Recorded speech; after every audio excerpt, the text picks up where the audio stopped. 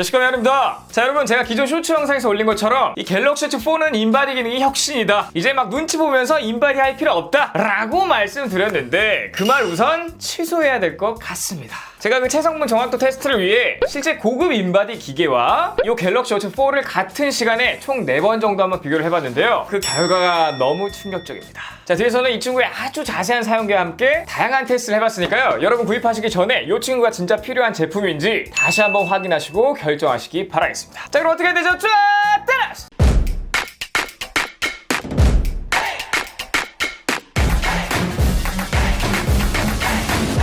자, 우선 언박싱을 간단히 한번 해보면 기존 갤럭시 워치 3랑 좀 별 다를 게 없는 패키징이고요. 자, 오히려 이런 부분에 원가 절감이 들어갔다 라고 생각하시면 될 것 같습니다. 자, 최근 삼성 패키지의 좀 특성을 말씀드리자면 뭐 양각, 음각, 그 다음 프리즘 뭐 이런 것들을 다 빼가지고요, 박스에서 좀 원가 절감을 해가지고 수익성을 높이는 그런 전략을 좀 취하고 있는 것 같은데, 사실 이런 곳에서 뭐 수익성을 높이고자 원가 절감을 하는 거는 좀 이해를 해요. 그러나 욕먹고 있는 거 있죠? 기본 앱에 막 광고를 넣어서 수익성을 높이고자 하는 그런 방향은 저는 좀 아니라고 봅니다. 그러나 최근에 삼성 내부에서 뭐 이런 안 좋은 피드백을 많이 받기도 했고, 그리고 이 갤럭시 생태계를 위해서 피드백을 좀 적극 반영하기로 한 것 같아요. 왜냐? 이런 기본 앱에 광고를 전부 다 뺀다고 합니다. 아주 나이스! 너무 고맙고 정말 큰 결정을 해줬다고 생각 드는데, 앞으로도 기본 앱에 광고가 들어가는 일은 없었으면 좋겠습니다. 자, 어쨌든 이렇게 내부 구성품을 보시면 이렇게 이제 본체가 예쁘게 들어가 있고요, 이 안쪽에 또 구성품이 있죠. 이렇게 딱 열어서 보면 이 안쪽에는 자, 이렇게 뭐 설명서, 충전 케이블이 잘 포장되어 있습니다. 패키징은 전작과 똑같습니다. 자, 전작은 보시는 것처럼 이렇게 좀 굴곡이 있었다면 이 친구는 굴곡 없이 좀 평평한 게 특징입니다. 그래서 이렇게 두 가지 같은 40mm인데요, 같이 놓고 보면은 조금 더 커 보이고 조금 더 세련된 느낌이 나요. 이 글라스 같은 경우에는 전작과 동일한 고릴라 글라스 DX 플러스가 적용되었고요. 자, 이 친구 측면은 스테인리스 스틸 프레임 316L이었는데 아머 알루미늄 메탈 프레임으로 바뀌었습니다. 전작의 알루미늄과 좀 비교해 봤을 때 강성이 조금 더 좋아졌다고 하고요. 그리고 여기 이제 측면에 있던 마이크, 그리고 요 스피커, 이 부분들이 지금 딱 봤을 때 안 보이는데 어디로 사라졌냐? 자, 자세히 보시면 여기 아래쪽에 검은 부분에 숨겨져 있기 때문에 여기에 마이크가 있고요, 여기에 스피커가 있습니다. 그래서 이 검은색 부분으로 아예 쏙 들어가 있기 때문에 그냥 이렇게 딱 봤을 때 마이크 구멍과 스피커 구멍을 좀 찾아볼 수 없을 정도로 굉장히 깔끔해진 디자인이 특징이에요. 이렇게 측면 버튼도 좀 동그란 모양에서 각진 모양으로 바뀐 게 특징이고요. 근데 여기에 또 한 가지 재미있는 사실이 있습니다. 사실은 이 버튼 안쪽에 색깔이 들어가 있다는 거예요. 이렇게 보시면요, 얘가 클래식, 그 다음 얘가 워치 4인데 둘 다 이 버튼 쪽 안쪽에 보시면 뭔가 빨간색이 들어가 있는 게 보이시죠? 아래쪽에는 짜잔 이렇게 검은색이 들어가 있습니다. 얘는 아예 검은색이라 좀 티가 안 나는데 이쪽으로 보시면 아래는 검은색, 위에는 빨간색이에요. 자, 아무래도 체성분 측정을 쓰다 보니까 전선에 많이 들어가는 색상이죠. 빨간색과 검은색을 쓰는 것 같은데 일반적으로 빨간색은 플러스고요, 검은색은 마이너스예요. 그래서 이 제품들이 좀 전류가 흐르는 제품이다 라는 걸 말해주고 싶었던 것 같습니다. 그리고 클래식 모델 보시면 여기가 이제 마이크 구멍이고요, 여기 보시면 여기도 똑같은 구멍이 하나 더 있는데 이것도 이제 마이크라고 생각하시는 분들이 있는데 마이크 구멍이 아닙니다.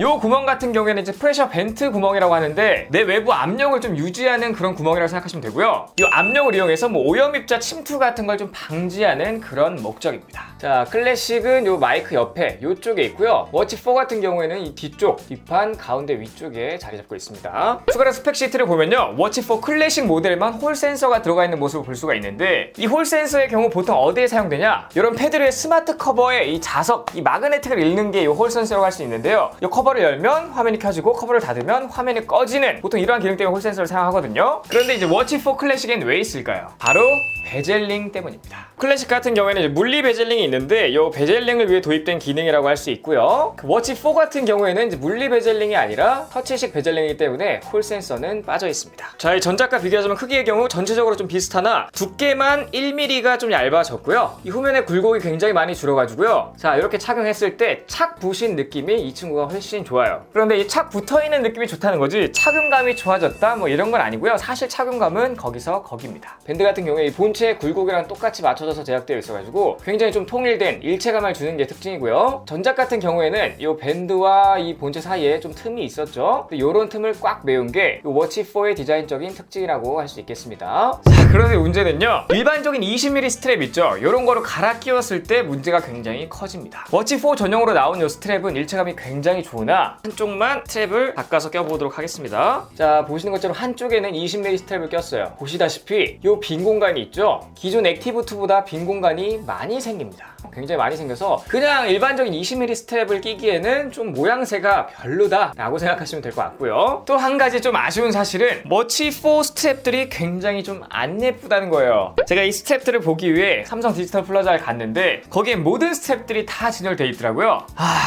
제 마음에 드는 게 없었습니다. 그냥 기본 스트랩, 요 흰색도 솔직히 마음에 안 들고 이 검은색 스트랩도 좀 마음에 안 드는데 그냥 솔직히 다 마음에 안 들어요. 예쁜 게 없습니다. 저는 보통 이렇게 이제 가죽 스트랩의 좀 고급진 느낌을 좋아하는데 워치4의 가죽 스트랩 같은 경우에는 한마디로 하이브리드라고 할 수 있어요. 이렇게 좀 겹친 모양이고요. 위쪽에는 이렇게 좀 가죽 느낌이 나는데 뒤쪽에는 TPU로 감싼 그런 소재이기 때문에 일단 굉장히 좀 두껍고요. 이 가죽의 그런 느낌이 안 납니다. 사용하다 보면 이 가죽 같은 경우에는 자연스럽게 주름이 생기는데 이 감성이 굉장히 좋거든요. 그런데 그 워치4의 가죽 스트랩은 그런 감성이 없고요. 그냥 좀 잡종 같은 이상한 스타일이에요. 어쨌든 별로입니다. 자, 그래서 좀 실제 시계 갖고 조금 더 고급스러운 느낌을 원하시면 액티브2의 스테인레스 모델에 가죽 스트랩을 하시는 게 가장 좋고요. 그리고 이 친구가 다양한 룩에 착장하기도 좋고요. 그리고 액티브2 같은 경우에는 이렇게 좀 고급스러운 실버 스테인레스 모델도 있는데 이런 알루미늄 모델도 있었거든요. 그래서 원하는 대로 좀 선택할 수가 있다는 게 이 액티브2의 특징이었는데 워치4로 넘어오면서 전부 다 알루미늄이에요. 워치4 클래식 같은 경우에는 솔직히 제 스타일이 아니고 좀 투박한 느낌이라서 이것도 이제 좀 별론데 별로예요. 자, 이제 갤럭시 워치 4의 핵심 기능이라고 할 수 있는 체성분 측정에 대해서 좀 알아보도록 할 텐데요. 굉장히 좀 충격입니다.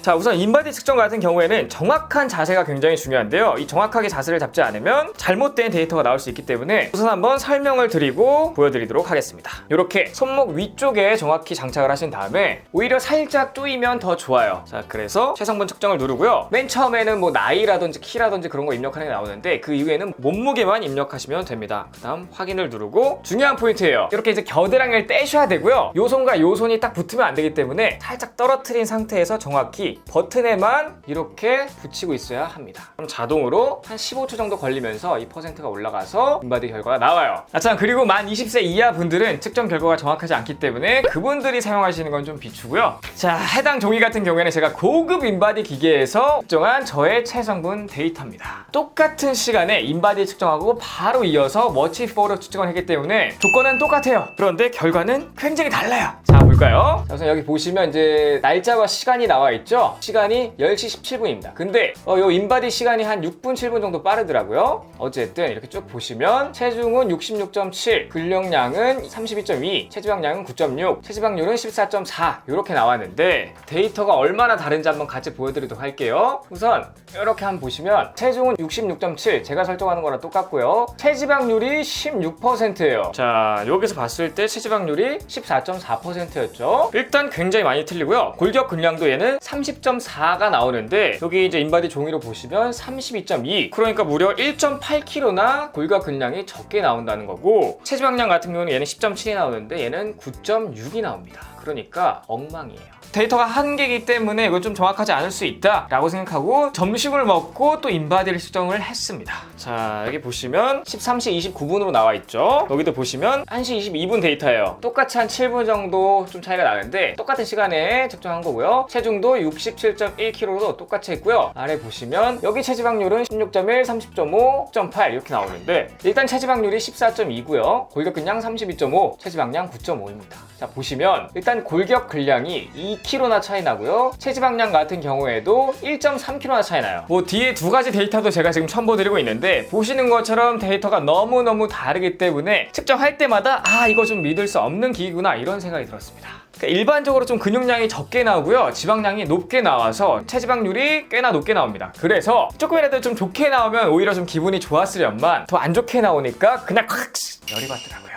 한마디로 기분이가 나쁜 그런 친구입니다. 어쨌든 이거 같은 경우에 근육량은 좀 높게 나오고 체지방량은 좀 적게 나오면 되기 때문에 앞으로 좀 업데이트를 통해 살짝은 개선될 수 있지 않을까 이런 생각을 좀 해보고요. 어쨌든 이 친구 이렇게 인바디랑 차이가 심한 이유는 뭐냐면요, 놀라지 마세요. 자, 이 친구는 기기 특성상 상체만 가지고 인바디를 측정합니다. 우리 몸은 이제 상체도 있지만 하체도 있잖아요. 하체를 측정하려면 하체에도 좀 전극판이 있어야 돼요. 그래서 보통 인바디 같은 경우에는 발바닥 두 군데에 전극판이 있고 손잡이에도 전극판이 있어서 총 4개가 있죠. 그래서 상하체를 다 확인할 수 있는 건데 얘는 상체밖에 할 수 없는 친구입니다. 앞으로도 그거는 개선될 수 없을 거예요. 뿐만 아니라 체성분 측정 검사인 이 DXA와 98% 정확도, 이건 땡입니다. 98%의 정확도가 아니라 98%의 상관관계가 있는 제품이에요. 상관관계, 뭔가 좀 알쏭달쏭하죠? DXA는 보시는 것처럼 빨간 선으로 나타나고 있고요. 워치4는 흰 점으로 표시되어 있는데 아주 그냥 중구난방입니다. 단 여러 번 테스트를 했을 때 해당 점선들의 평균 데이터를 빨간 선과 비교하면 98%의 상관관계가 있다는 거예요. 그렇기 때문에 체성분 측정은 좀 믿을만하지 않다라고 생각하시면 되겠습니다. 단 인바디 기기마다도 좀 편차가 굉장히 큰데요. 제가 헬스장을 좀 2개 다니기 때문에 그걸 잘 알거든요. 한번 2가지 데이터를 비교해서 보여드리도록 할게요. 우선 첫 번째 헬스장의 인바디 기기, 몸무게 67.8, 무게가 그냥 33.1, 지방 9 이렇게 나와요. 다른 헬스장 같은 경우에는 몸무게는 거의 비슷하지만 골격근량이 32.8, 지방이 무려 9.5입니다.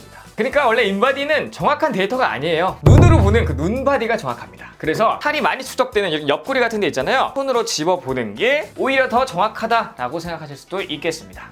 그래도 인바디 같은 경우에는 어느 정도 좀 정확성이 있기 때문에 좀 신뢰가 가는데 이 워치4는 이런 체성분 체중계 있잖아요. 그냥 이런 거랑 거의 비슷한 수준이다 라고 생각하시면 되겠습니다. 자, 그래도 진짜 대단한 점 뭐냐면요, 이토록 작은 BIA 센서로도 어느 정도 체성분 측정을 할 수 있다는 점, 요게 굉장히 대단하다고 생각 들고요. 지금 보시는 여러 스위치가 달린 회로를 개발해서 15초 동안 무려 2400회의 전류를 측정해 체성분을 추정해낸다는 점, 아주 칭찬할 만합니다. 자, 그리고 인바디 같은 경우에 매일 아침 공복으로 쟀을 때가 가장 정확하기 때문에 여러분들 이 기기를 사용하신다면 그냥 매일 아침에 일어나자마자 한번 체크해 보시고 어제랑은 어떻게 달라졌는지 그 정도를 체크하시는 수준이 딱 좋을 것 같습니다. 자, 이제 속도 테스트인데요. 과연 이 친구가 얼마나 빨라졌는지 전작과 같이 한번 테스트하면서 설명드리도록 할게요. 자, 이 친구 같은 경우에는 기존에 이제 타이젠 OS를 탑재했었죠. 그런데 워치4로 오게 되면서 구글의 웨어 OS가 탑재됐습니다. 그래서 이제 구글의 생태계를 사용할 수 있게 되었다는 게 특징이고, 추가로 얘는 이제 기존의 엑시노스 9110 10나노 공정에서 워치4로 오면서 엑시노스 W920 5나노 공정으로 바뀌게 되면서 전작 대비 무려 20%나 빨라졌고요. 자, 그리고 그래픽 같은 경우에는 기존의 말리 T720 칩셋을 사용했었는데 이 칩셋 같은 경우에는 무려 2013년에 출시한 칩셋이에요. 그런데 이제 새롭게 탑재한 말리 G68 같은 경우에 2020년에 출시한 제품이기 때문에 이 2가지의 그래픽 성능이 무려 10배나 날 수 있던 겁니다. 심지어 램도 50%나 늘어나가지고요, 1.5GB 램을 탑재하고 있고, 전반적으로 굉장히 빠른 퍼포먼스를 보여주는데, 자, 액티브2 같은 경우에는 이렇게 한번 쭉 보시면 엄청 느리진 않지만 살짝 뚝뚝 끊기는 느낌이 중간중간 있어요. 이렇게 뚝뚝 끊기는 느낌이 있고, 이런 거 눌러봐도 조금 기다려야 되죠. 만약에 이제 앱을 좀 키더라도 이 정도, 그렇게 느리진 않아요. 이 친구는 어떨까요? 일단 이렇게 드래그하는 거 보시면 굉장히 시원시원하고 빠른 거를 보실 수가 있습니다. 터치 베젤링 이용해서 굉장히 빠르게 움직일 수도 있고, 그냥 뭐 한 개씩 넘겨보면 딱 봐도 부드러운 거를 여러분들이 느끼실 수가 있어요. 실제로도 머플 같은 거 켜게 되면 짠! 뭐 이런 것도 금방 켜지고, 알씨! 이런 것도 금방 켜지고, 뭐 사실 뭐 10배 빨라졌다 이런 거는 느낄 수가 없지만 40% 50% 정도는 좀 빨라졌다 라는 생각이 들고요. 누르면 바로 켜져요. 그러니까 속도 면에서는 거의 애플워치 수준 혹은 그보다 조금 아래, 그 정도라고 생각하시면 될 것 같고요. 그리고 추가로 얘 같은 경우에 16GB의 롬을 탑재하고 있는데 실제로 사용할 수 있는 용량은 7.6GB입니다. 자, 다음은 디스플레이인데요. 디스플레이 같은 경우는 이제 전작과 똑같은 슈퍼 아몰레드 디스플레이가 탑재되어 있고요. 보시는 것처럼 1.2인치에 396바의 396 해상도를 갖고 있는데 밝기도 지금 꽤나 좋아가지고요. 보시는 것처럼 야외 시인성도 아주 좋습니다. 근데 아쉬운 게 한 가지 있어요. 바로 베젤입니다. 자, 제가 지금 2가지 화면을 켜서 보여드리고 있는데 베젤이 오히려 좀 더 두꺼워 보이죠? 얘가 워치4인데 이상하게 더 두꺼워 보이는 게 이 친구의 특징입니다. 곧 출시된 애플워치 7 같은 경우에는 베젤이 아주 적어질 예정인데 이 베젤 부분이 진짜 좀 아쉬워요. 자, 다음 방수인데요. 이 해당 제품들은 역시나 OATM을 지원하는데 당연히 수영도 가능한 방수라서 믿을만하다라고 말씀드릴 수 있고, 우선 물속에서 사용하시기 전에 이렇게 하단으로 내려보시면 여기 오른쪽에 물방울 아이콘이 보여요. 요거를 꼭 누르셔야 돼요. 요거를 누르게 되면 이제 워터락 기능이 생기는 거예요. 그래서 물속에 들어가면 막 지 맘대로 터치가 되거든요. 이런 터치를 방지해주는 그런 기능이고요. 이 워터락 기능을 끄려면은 이 홈 버튼을 2초 동안 누르고 있으면 됩니다. 그러면 자, 이런 소리가 나죠? 이거 같은 경우는 이제 스피커에 들어간 물을 빼내기 위해서 특정한 주파수를 내는 그런 소리를 내는 건데, 그럼 이제 이 안에 있던 물이 빠져나오게 됩니다. 자, 다음으로 통화 음질인데요. 요즘 스마트워치의 통화 음질도 굉장히 좀 중요해졌어요. 특히나 이런 좀 고급 스마트워치라고 하기엔 가격이 그렇게 비싸지가 않아서, 어쨌든 통화 볼륨은 어떤지, 통화 음질은 어떤지 한번 들려드리도록 할게요. 여보세요? 네, 네, 잘 들리십니까? 네, 잘 들립니다. 저도 좀 크게 잘 들리네요. 네. 시계로 통화하는 것 같습니까? 아, 시계를 통화할까요? 네, 시계로 통화 중인데요. 잘 모르겠어요. 그냥 통화할 게 없어요. 네, 알겠습니다. 감사합니다. 네. 자, 그리고 제가 운동할 때도 이 친구를 사용했는데요. 저는 이제 웨이트를 하기 때문에 요 다양한 운동 모드 중에 근력 운동 기구 요거를 눌러서 이제 사용을 했고요. 보시는 것처럼 소모된 칼로리와 평균 심박수, 최대 심박수가 나오는데, 체크를 하게 되면 내가 오늘 어제보다 열심히 했는지 아니면 평소보다 열심히 했는지 이런 게 다 나오기 때문에 너무 좋습니다. 여러분들도 혹시나 운동하시면 여기는 꼭 키신 다음에 사용하시는 걸 추천드리고요. 보통 운동하시는 남성분들 같은 경우에 손목 부상 방지를 위해서 스트랩을 착용하시는데, 그렇게 스트랩을 착용하시는 분들은 손목에 스트랩을 착용하시고 쭉 위쪽으로 걸어가지고 이런 식으로 운동 체크를 하시는 것도 좋아요. 추가로 지금처럼 이제 그냥 걷다 보면 자동으로 이 친구가 아, 걷는구나 하고 트래킹을 해주는데, 트래킹을 해주는 중간에 멈추면 보시는 것처럼 기록도 멈추고요. 다시 움직이면 기록도 다시 진행되는 아주 똑똑한 친구입니다. 그러니까 이 친구 운동할 때 필수라고 할 수 있겠습니다. 자, 이번엔 다양한 건강 기능인데요. 여러분들이 좀 가장 궁금해하실 만한 기능이 수면 트래킹일 것 같아요. 이제는 이 친구 그 코골이 감지까지 되기 때문에 내가 잘 때 어떻게 자는지 다 알 수가 있습니다. 코골이 감지 같은 경우에는 이제 스마트폰의 마이크를 사용하는 거기 때문에, 스마트폰의 마이크 이 하단 부분이 본인의 이제 코 쪽을 향하게끔 이렇게 딱 두는 게 이제 좀 좋고요. 자, 보시는 것처럼 총 7시간 12분을 잤는데 잠을 꽤나 설쳐가지고요. 수면 점수가 47점밖에 되지 않습니다. 제 나이 또래 이제 평균 점수는 70점인데 데 비해 너무 안 좋은 수치예요. 여기서 점수가 왜 안 좋은지 좀 나오는데, 아래 보시면 이 점수가 굉장히 안 좋죠. 뒤척이기나 게임 요 점수가 굉장히 안 좋습니다. 왜냐면 제가 자다가 깬 수치가 굉장히 많기 때문이에요. 그 이유가 있는데, 저를 잠에서 자꾸 깨게 만드는 그 친구를 한번 보여드리도록 하겠습니다. 자, 짜잔. 보이시죠 여러분? 제 반려견입니다. 지금 여기 처음이라 굉장히 낯설어요. 자, 브랜든 구독자 형 누나들한테 한번 인사해봐. 안녕하세요. 브랜든이에요.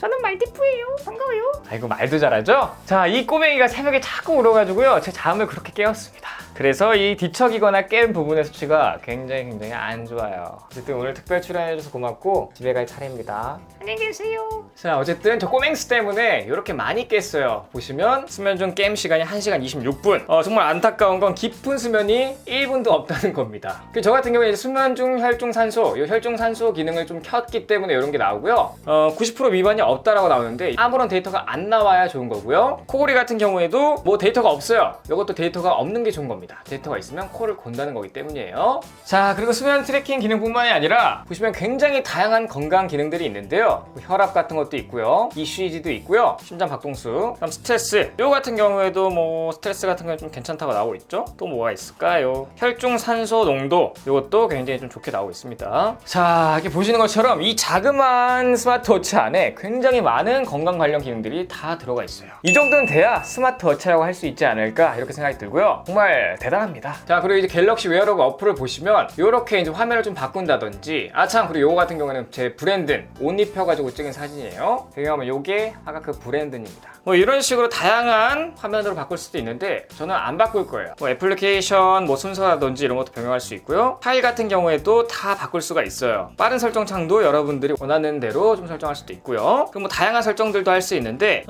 이거는 구매하시면 한 번쯤 쭉 보시면 좋을 것 같습니다. 자, 마지막으로 이제 배터리인데요. 이 40mAh 제품 같은 경우에는 이제 전작과 동일한 247mAh가 들어갔기 때문에 배터리는 거의 뭐 똑같다라고 생각하시면 되는데, 보통 이제 구매를 하시고 나서 착용을 하시면 한 일주일 정도는 배터리 학습을 하게 됩니다. 그때 배터리 소모가 좀 높아져요. 어쨌든 제가 어젯밤에 88%인 상태에서 수면 측정을 하느라고 차고 잤고 15시간 정도가 지났거든요. 현재 남은 배터리 잔량은 26%입니다. 제가 사실 요거 같은 경우에는 알림도 안 받았고요. 딱히 다른 기능은 한 게 없기 때문에 배터리 배터리 쓸 일이 별로 없었어요. 그렇지만 일주일 동안은 좀 배터리가 빨리 날기 때문에 그런 걸 다 감안해서 보자면 그러니까 실사용 시간 24시간 정도는 사용할 수 있지 않을까 이렇게 생각을 해보고요. 삼성에서는 최대 40시간 사용이 가능하다고 하는데 그거 같은 경우에는 뭐 진짜 거의 아무것도 안 했을 때나 가능한 수치인 걸로 보입니다. 그러니까 딱 하루 정도 사용할 수 있는 스마트워치다 라고 생각하시면 될 것 같아요. 자, 오늘 이렇게 아주 디테일하게 갤럭시 워치 4를 한번 살펴봤는데요. 사실 인바디 기능을 가장 기대했으나 결과값이 너무 충격적이어가지고 굉장히 아쉬웠습니다.